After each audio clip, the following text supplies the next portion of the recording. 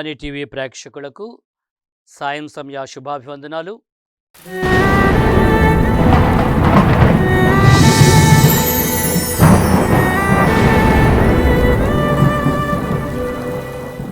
ఈ తపస్కాల దినాల్లో మనం ఎంతో ఉత్సాహంతో, ఆధ్యాత్మికమైనటువంటి ఆనందంతో క్రీస్తులో మనం ఎదుగుతూ ఉన్నందుకు, దేవునిలో మన యొక్క అనుబంధాన్ని మనం ముందుకు తీసుకుని వెళ్తూ దైవానుభవంలో ఎదగేటువంటి అవకాశాన్ని ఈ ఏడాది ప్రభు మనందరికీ కూడా ఈ రీతిగా ఇచ్చినందుకు కృతజ్ఞతలు అర్పిస్తూ, మరి ఈ చివరి వారంలో మనం ఈ క్రీస్తుని అనుసరణలో మనకు వచ్చేటువంటి ఆధ్యాత్మిక ఫలాలలో వివిధ అంశాలను మనం ధ్యానిస్తూ, చివరికి మనం సరెండర్ టు క్రైస్ట్, క్రీస్తుకు లోబడుట, ఈ స్థాయికి మనం చేరుకుంటామని ఈ రచయిత చెప్పినటువంటి మాటను మనం జ్ఞాపకం చేసుకుంటున్నాము. క్రీస్తే స్వయంగా శిలువపై తనను తాను అర్పించుకున్నాడు. మరి క్రీస్తు మన కొరకు అర్పించుకున్నాడు కాబట్టి తిరిగి మన యొక్క సమర్పణ ఏమిటి, మన ఏ విధంగా ఆయనకు మనం అర్పించుకుంటూ ఉన్నాము, క్రీస్తుకు లోబడి ఆయనకు బద్ధులై మనం ఎంతవరకు ఉండగలుగుతున్నాం. On the offering of Christ on the cross and our own surrender అనే అంశంపై 4వ పుస్తకం 8వ అధ్యాయంలో 4th book 8th chapterలో ఈ రచయిత వివరిస్తూ ఉన్నాడు. క్రీస్తు శిలువ మీద తన్ను తాను అంతగా అర్పించుకొని మనందరి కొరకు బలి సమర్పణై మరణిస్తూ ఉండేటప్పుడు మనం ఎంతవరకు ఆయన కొరకు అర్పించుకుంటూ ఉన్నాము అనేటువంటి ఒక ప్రశ్న, మన యొక్క ప్రయత్నం ఎల్లప్పుడూ ఉండాలని. శిలువ మీద ప్రభువు నువ్వు వేలాడుతూ నిన్ను నీవు దిగంబరుడివై అర్పించుకున్నావు. ఆయన్ని వస్త్రాలు లేకుండా తీసేసి ఆ కొరడాలతో ఆ చర్మం మీద, శరీరం మీద కొట్టారు. అటువంటి దిగంబరుడివై నిన్ను నీవు అర్పించుకున్నావు ప్రభు. మరి నన్ను నేను అర్పించుకోవటానికి నేను ఏమేమిటి వదులుకోవాలి, ఎటువంటి దిగంబర స్థితిలోకి నేను చేరుకోవాలి, నేను నీ కొరకు ఎంతవరకు అర్పించుకోవడానికి సిద్ధపడుతున్నాను. ప్రభు, నీవు నా కొరకు అర్పించుకున్నట్లే, నిన్ను నీవు అర్పించుకున్నట్లే నేను నీ కొరకు సమర్పితం చేసుకునేటట్లు, నిన్ను వదులుకుంటేనే నాకు అసంతృప్తి, నిన్ను కలిగి ఉండటంలో పూర్ణ తృప్తి ఉంది అనే స్థాయికి మనం వెళ్ళాలని ఈ అధ్యాయంలో రచయిత వివరిస్తూ ఉంటున్నాడు. దానికి ప్రభు బదులుగానే మాటలు కూడా ఈ రచయిత అంటున్నాడు. నీ కొరకు నేను నన్ను తండ్రి దేవునికి పరిపూర్ణంగా అర్పించుకున్నాను. నా శరీర రక్తాలని నీకు ఆహారంగా ఇచ్చాను కదా. కారణం ఏమిటో తెలుసా? నీవు నాకు చెందాలని, నీవు నాకు చెందాలని, నేను నీకు చెందాలని. ఈ బంధంలోనికి రావటానికి, ఈ బంధములో నిన్ను నీవు నాకు తిరిగి అర్పించుకోవడం కోసం ఇంతటి గొప్ప అర్పణను నేను తండ్రి దేవునికి సమర్పణగా సమర్పించాను. నా శరీర రక్తాలనే పరిపూర్ణంగా నీ కోసం సమర్పితం చేశానని ప్రభు అంటున్నాడు. That I might be fully yours and you to be mine forever. నీవు నాకు చెందినవాడివిగా ఎప్పటికీ కూడా పరిపూర్ణంగా ఉండాలని కోరికతో నేను నీకు అర్పించుకున్నాను అని చెప్తున్నాడు. ఈ అర్పణలో ప్రభు అంటూ ఉన్నారు, నువ్వు స్వార్థములో ఉండి నిన్ను నీవు పూర్తిగా నా మనస్సుకి, చిత్తానికి అర్పించుకోకపోయినట్లయితే నీ అర్పణ పూర్తి అర్పణ కాదు. It is not a perfect offering అంటున్నాడు. It is not a perfect offering.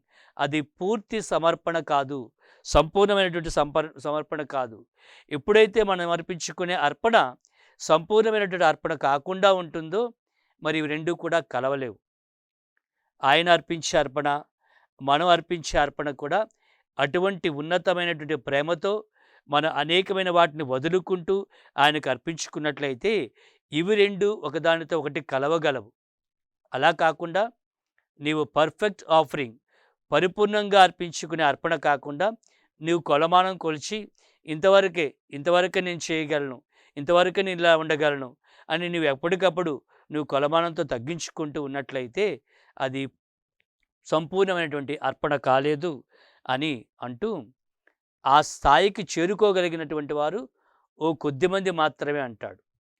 అటువంటి ఉన్నతమైన స్థాయికి కొద్దిమంది మాత్రమే వాళ్లకు ఇయ్యబడినటువంటి స్వేచ్ఛతో, అంతర్గతమైనటువంటి స్వేచ్ఛతో, మరి 2-3 రోజుల్లో మనం ధ్యానిస్తాం. అంతర్గతమైనటువంటి స్వేచ్ఛ, అంతర్గతమైన భావాలు, అంతర్గతమైన స్వరం మనం ఆలకిస్తూ దాని ప్రకారం మనం ఆలకించడం.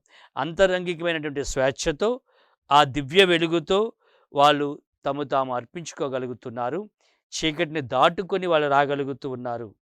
తమ యొక్క స్వార్థాన్ని వదులుకొని రాగలుగుతున్నారు. తాను అనుకున్న సమస్తమును త్యజించండే తప్ప ఎవడునూ నా శిష్యుడు కానేరడు అని ప్రభు అన్న మాటలు ఎప్పటికీ వాస్తవమే. లూకా శుభవార్త 14వ అధ్యాయము 23వ వచనము. అటువంటి పరిపూర్ణ అర్పణ మనం అర్పించడం కోసం మనం ప్రార్థన చేస్తూ ఉండాలని ఈ గ్రంథకర్త 4వ పుస్తకంలో కంటిన్యూయేషన్లో 9వ అధ్యాయంలో 8 నుంచి 9వ అధ్యాయం 9వ అధ్యాయంలో కూడా ఈ వివరణను ఇస్తూ ఉన్నాడు. I offer myself to thee today to be your servant for ever.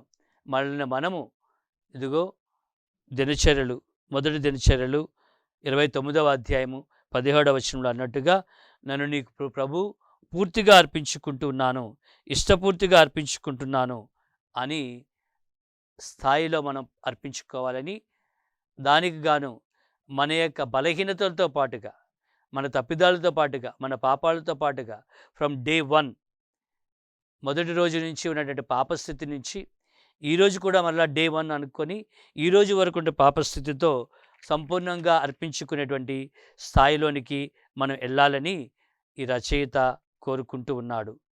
మనలో ఉన్నటువంటి వాటిని దహింపచేస్తూ, కాల్చివేస్తూ, పూర్తిగా వాటి నుంచి నన్ను తీసేయి ప్రభు, నేను వాటిని వదులుకోవడానికి, నీకే స్థానాన్ని ఇవ్వటానికి నేను సిద్ధంగా ఉన్నాను అనే స్థాయిలో మనల్ని రావాలని కోరుకుంటున్నాడు. మనం మన మంచి పనులను మాత్రమే అర్పిస్తున్నాం, కానీ మన బలహీనతలతో పాటు ఆయనకు అర్పిస్తూ ఉన్నాం. అది ఇంపర్ఫెక్ట్, పూర్తిగా పర్ఫెక్ట్, పూర్తి పరిపూర్ణతతో ఉండకపోయినప్పటికీ, ప్రభువా నన్ను నేను నీకు అర్పించుకునే ప్రయత్నములో నన్ను స్వీకరించి నన్ను పవిత్రీకరించండి, sanctify them and bless them అని అడుగుతూ మన యొక్క సమర్పణ, మన ప్రార్థనల ద్వారా, మన పూజార్పణ ద్వారా, మనం చేసిన తప్పిదాలకు మనం సమర్పించే సమర్పణ ద్వారా మనం అర్పించే అర్పణ సంపూర్ణమైనటువంటి అర్పణగా మారుతుంది. అందుకు గాను ఈ 4వ పుస్తకంలో తర్వాత 16వ అధ్యాయంలో 16th చాప్టర్లో అటువంటి కృప కొరకు మనల్ని ప్రార్థించమంటున్నాడు. అటువంటి కృప కోసం మనం ఆశపడుతూ ప్రార్థించాలని కోరుతూ ఉన్నాడు. మనకు కూడా అటువంటి ఆశీర్వాదమును నీ ప్రేమలో నాకు దయచేయి ప్రభువా, అటువంటి ఉన్నతమైనటువంటి ప్రేమలో నన్ను నేను అర్పించుకునే స్థాయిలో దీవించి ప్రభువా అని అడుగుతూ మనం ప్రభుని స్తుతించుకుందాం.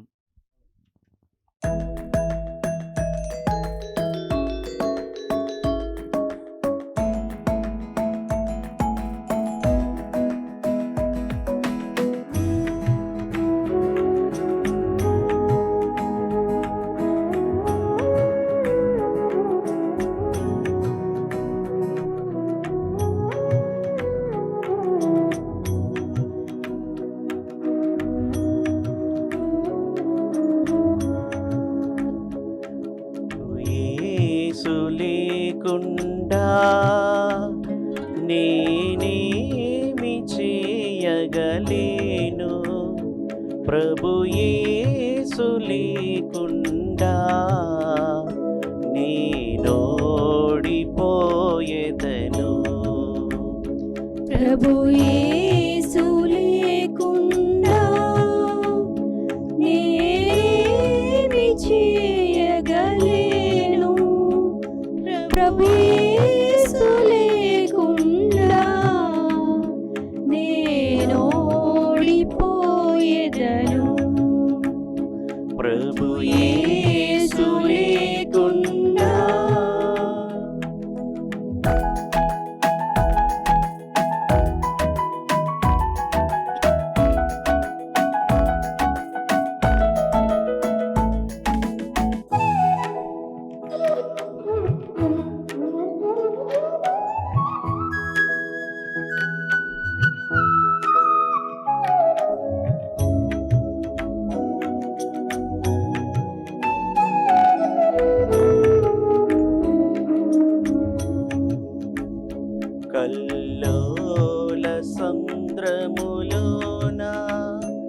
అల్లాడిపోయేదను తెరచాపలేని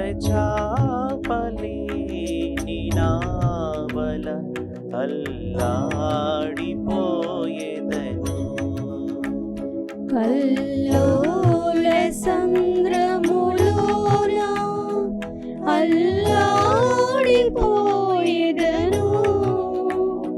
తెరచాపలేని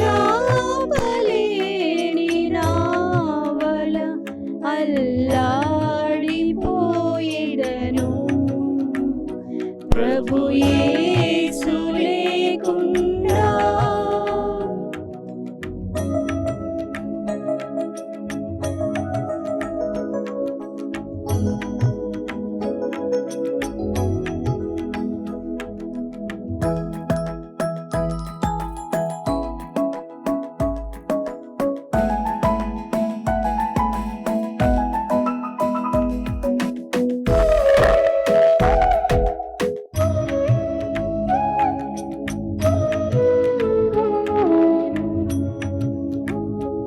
ప్రభు యేసు నాతో ఉంటే నాకసాధ్యమైనది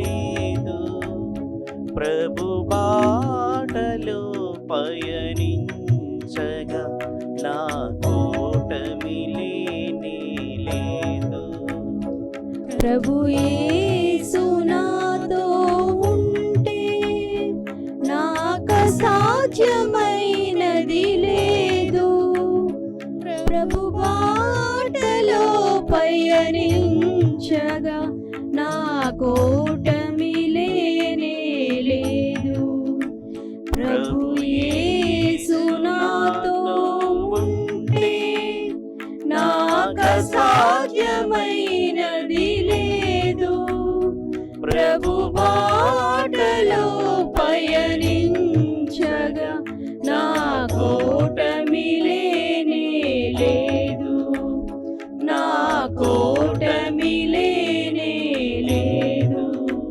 నా కోటమి లేనే లేదు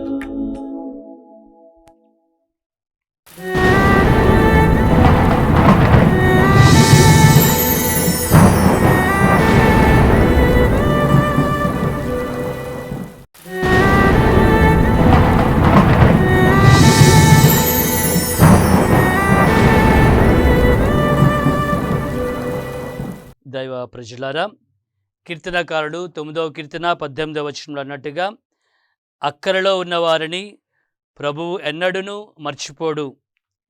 ఆయన పీడితుల ఆశలను ఏనాడును వమ్ము చెయ్యడు అని.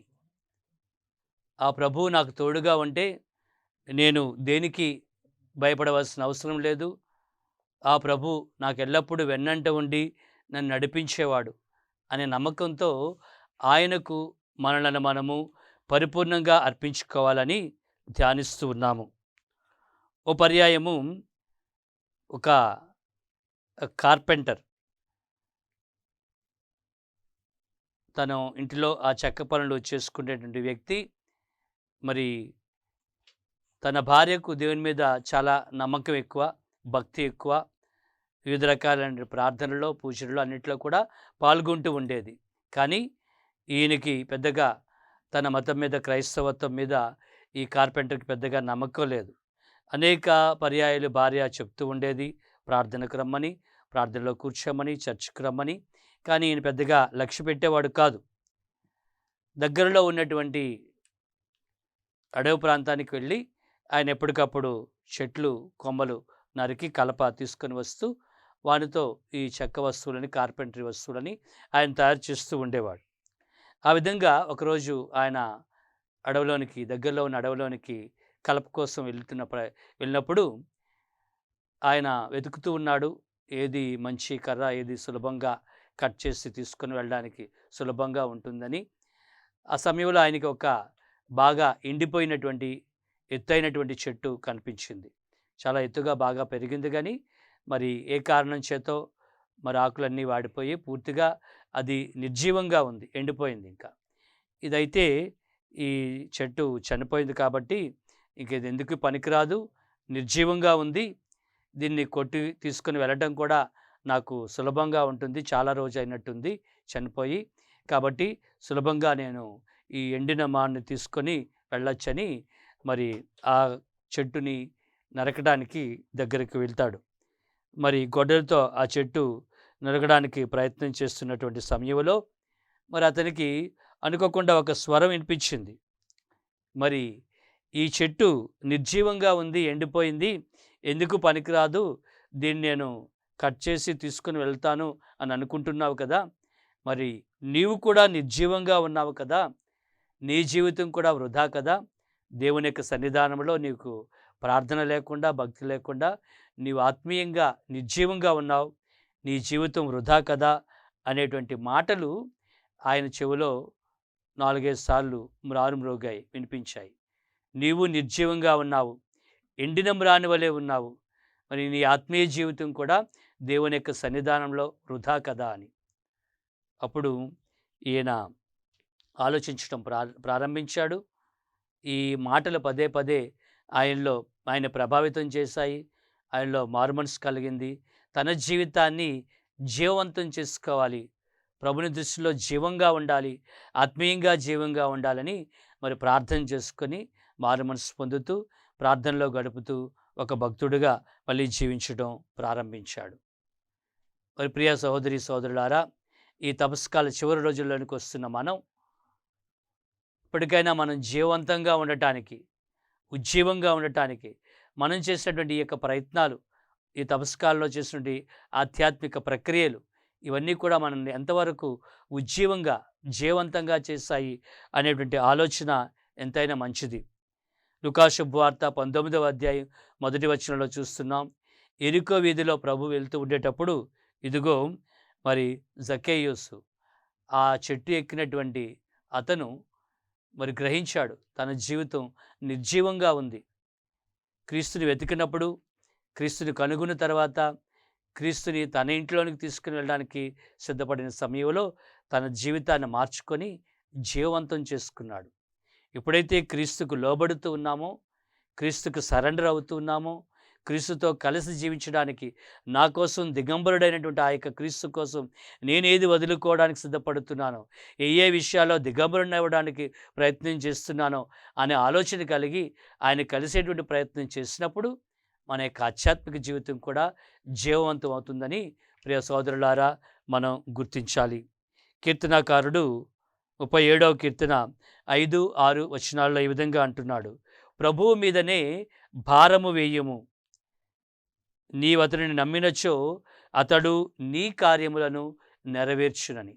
ఎప్పుడైతే నువ్వు అతని మీద భారం వేస్తున్నావో, అతనికి టోటల్గా సరెండర్ అవుతున్నావో, అర్పించుకుంటున్నావో, నీకు ఒక భరోసా, అతను ఉన్నాడు, అతను నా భారాన్ని మోస్తాడు, నా భారాన్ని తేలిక చేస్తాడు, ఆయన నా బరువును తనేక భుజాల మీద వేసుకొని తీసుకొని వెళ్తాడు అనేటువంటి భరోసా నీకు ఉంటుంది. నువ్వు అతడిని నమ్మినచో అతడు నీ కార్యములను నెరవేర్చును అని. సామెతల గ్రంథము 3వ అధ్యాయము 5-6 వచనాలు చూస్తున్నాము. నీవు మనస్ఫూర్తిగా దేవుని నమ్ముము, నీ తెలివితేటల మీద ఆధారపడకుము, అప్పుడు ఆయన నీ పనులను సులభతరం చెయ్యును అని సామెతల గ్రంథం 3వ అధ్యాయం 5-6 వచనాల్లో చూస్తున్నాం. మరి మన పనుల్లో, మనం చేసే ప్రయాణంలో, మనం చేసే కార్యాలలో ఆయన మీద మనం ఎంతవరకు పరిపూర్ణంగా ఆధారపడుతున్నాం? మన తెలివితేటల మీద, మన గొప్పతనం మీద, మన ఐశ్వర్యం మీద, మనకు రెండు ధనరాశుల మీద ఆధారపడి ఉంటున్నాం అనేటువంటి ఆలోచన. ఒకసారి ఒక బ్యాటిల్ షిప్, యుద్ధ నౌకని, దాని యొక్క పీరియడ్ టైం అయిపోయిన తర్వాత యుద్ధ నౌకని, చాలా ఫేమస్ యుద్ధ నౌక అది, దాన్ని ప్రయాణికుల కోసం సిద్ధపరిచారు. కొన్ని మోడిఫికేషన్స్ చేసి మళ్ళీ దాన్ని ఒక వాయేజ్ సీ ప్రయాణంలో దాన్ని సిద్ధపరిచారు. మొట్టమొదటిసారిగా ధనవంతులు చాలామంది ఆ టికెట్ కొనుక్కొని అందులో ప్రయాణం చేయడానికి సిద్ధపడుతూ ఉన్నారు. మరి రమారమి 21 రోజులు ఆ షిప్లో ప్రయాణానికి అన్నీ సిద్ధపరచబడి ఉన్నాయి. చాలా హంగులతో లగ్జూరియస్గా చాలా చక్కగా తయారు చేయబడి ఉంది. అందులో చాలామంది గొప్ప గొప్ప వాళ్ళు ప్రయాణం చేస్తూ ఉన్నారు. ఆ డిఫరెంట్ క్యాబిన్స్లో ఒక ప్రత్యేకమైన గదిని వాళ్ళు సిద్ధపరిచి ఆ షిప్లోని ప్రతి ఆదివారం కూడా 3 వారాల ప్రయాణం కాబట్టి 3 ఆదివారాలు వస్తాయని ప్రతి ఆదివారం కూడా హోలీ మాస్ పవిత్రమైన పూజ అర్పణ చేయడానికి ఏర్పాట్లు, తగినటువంటి ఒక గురువుని ఏర్పాటు చేసుకొని ప్రయాణం చేస్తూ వెళ్తూ ఉన్నారు. సో ప్రతి ఆదివారం పలానా టైంకి ఆ షిప్లో ఆ టైంలో ఆ క్యాబిన్లో పూజ ఉండేదని వాళ్ళు తెలియపరిచారు. మరి డ్యూటీలో ఆ రోజు కంపల్సరీగా ఉండవలసినటువంటి డ్యూటీ వాళ్ళు డ్యూటీకి అటెండ్ అవుతూ, మిగిలినటువంటి సిబ్బంది అందరూ కూడా ఆ దివ్య పూజకి చాలా భక్తిగా, ఇంట్రెస్ట్గా హాజరవుతూ ఉండేవారు. అటెండ్ అవుతున్నటువంటి ఆ వర్కర్స్ని, ఆ షిప్ క్రూ సిబ్బందిని ఒక ధనవంతుడు మరి అడుగుతూ ఉన్నాడు. చాలా చక్కగా అన్ని హంగులతో హాయిగా ప్రయాణం చేస్తున్న ఈ రోజుల్లో కూడా మనకి ఈ 3 ఆదివారాలు ఈ పూజ ప్రార్థన అవసరమా? మీరు ప్రయాణం చేస్తున్న అటెండెంట్స్ మరి క్రూ సిబ్బంది కాబట్టి మీకు కంపల్సరీగా ఈ పూజలో పాల్గొనాలి అనేటువంటి నియమాన్ని పెట్టారా? మీరు బలవంతంగా పూజలో పాల్గొంటున్నారా, లేదా ఇష్టపూర్తిగా పాల్గొంటున్నారా అని ఒక వర్కర్ని అటెండెంట్ని పిలిచి అడిగాడు. అప్పుడు ఆ వర్కరు, ఆ క్రూ సిబ్బంది ఈ విధంగా చెప్తూ ఉన్నాడు. మేము చేసే ఈ ప్రయాణాన్ని నడిపించేది ఆయనే. మేమందరం పనివాళ్ళం మాత్రమే, సిబ్బంది మాత్రమే.